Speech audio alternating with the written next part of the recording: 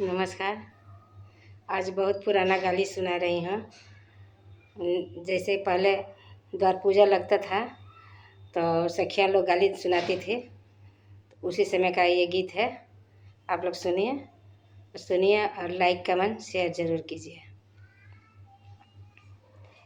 हथिया हथिया सोर कैलो गदहो नाले अइले रे। हथिया हथिया सोर कैलो गदहो नाले अइले रे। तोरा बहिन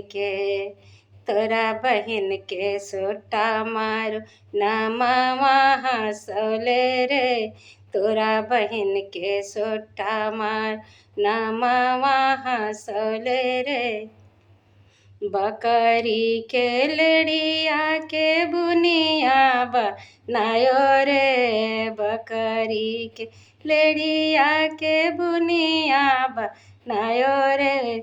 से बुनिया खा ले दुल्हवा के दादा रे। से बुनिया खा ले दुल्हवा के दादा रे। गदहा के मुतवा के शरबत बनायो रे। से शरबत पियला दुल्हवा के बाबू रे।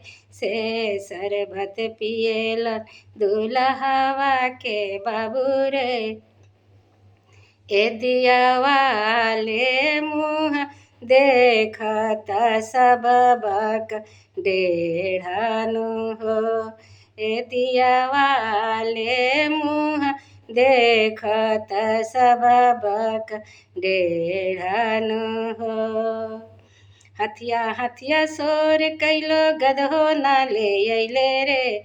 हथिया हथिया सोर कैलो गदहो नाले अइले रे।